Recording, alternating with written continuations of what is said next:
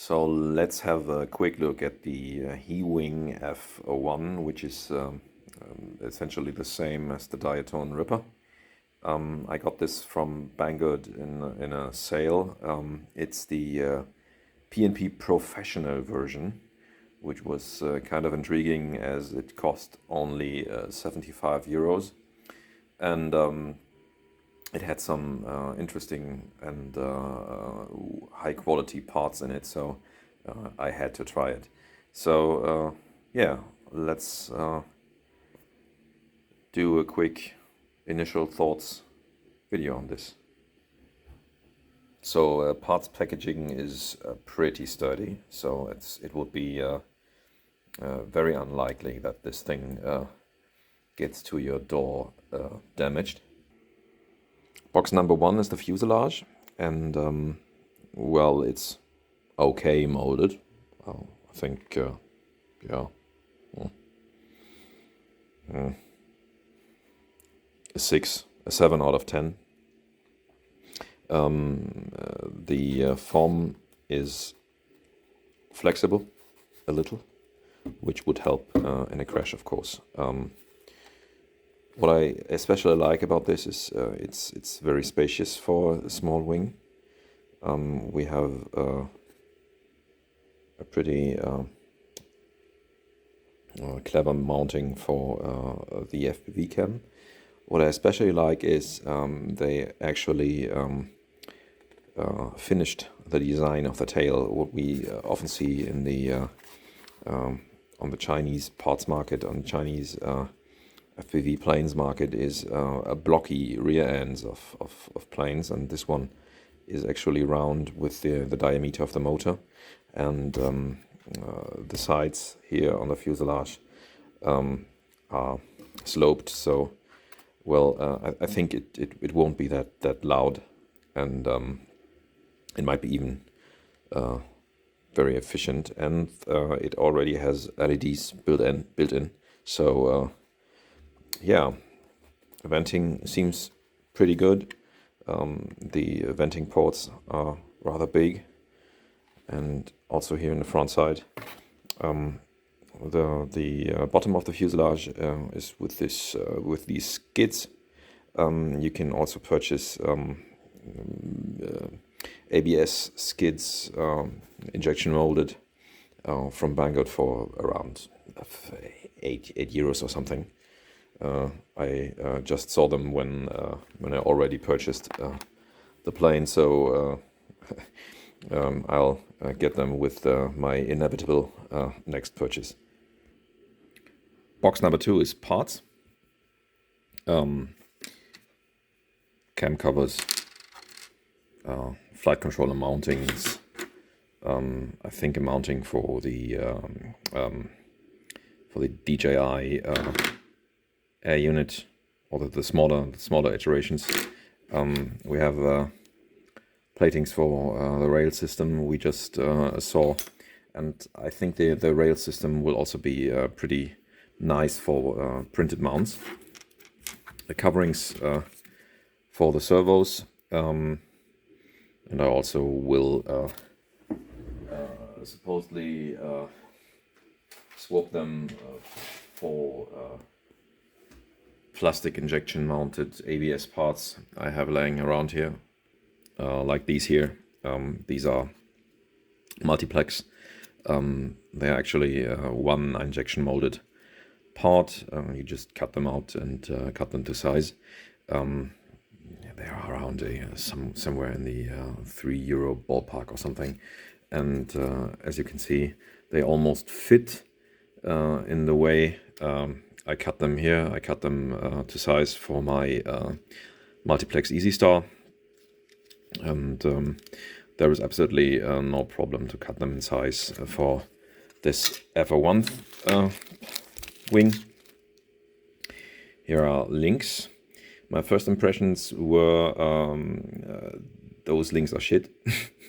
I still think those are shit, but actually it's not that unwise to have a weak link regarding your L-01 and servo setup, because when you crash, the forces applied are pretty big, so something has to give, and my first impression was to swap them for carbon rods and steel hardware, but then all the impact forces will either rip off the aileron or damage the servo gears, so I'll probably give these a go. Also in box number 2 we see the electronic parts, and they honestly make a really good impression. The motor, although I have never had a Hee Wing motor, if it's an FX 2205 with 2350 kV, designed for 4S. Yeah, it's a motor you'll normally see on your common 5-inch quad.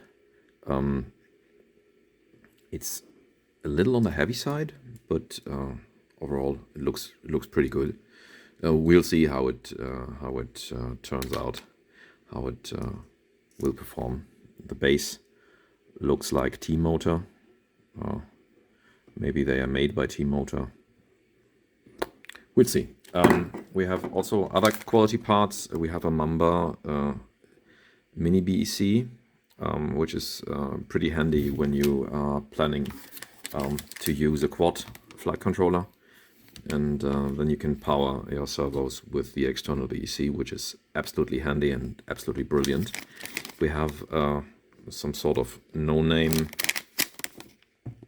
BL Heli ESC. I can't see actually. It's somewhere in the 35 amp ballpark. Also pre-soldered, which is pretty nice. It's a diatone EC. It's not a no name. No, pretty okay. And we have GDW DS031 MG servos, which is absolutely surprising because all the Chinese foam planes in the P&P versions you can purchase today all have shit servos. So I already purchased these for other builds I had, and I absolutely liked them because they are cheap. They are full metal gears. They are not just a metal sprocket up here. They have good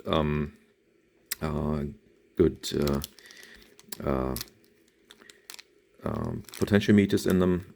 They are rather strong, rather fast, and yeah, they don't cost you a fortune. These are a pretty good bang for the buck. Box number 3 is molded parts, winglets, and the hatch cover. Yeah, looks okay. I think I have to apply a little glue to this thing. Yeah, okay. Nothing bad. On the T01, the twin motor that is coming up, they just released it for pre-sale. They have a different hatch that is better secured in the front parts. I think I'll just apply a rubber band or something, just to make sure the hatch doesn't blow away with more cooling air pressure. These winglets are actually pretty nicely designed because they make this wing a vertical takeoff capable aircraft, which is nice. And well, you know how I got these scars? Double head overhead launch.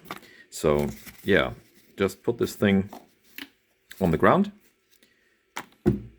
ramp up your throttle, and it goes. And box number 4, the last of the boxes, contains the wings. The wings are pretty nicely molded. Pretty big control surface area, I have to admit, really, really big. This thing will roll like a roller coaster. They already have carbon rods in here and in here, and the big one will go, of course, into the side. There is another port. It's carbon rod into carbon rod, which is really nice. You don't see that much often.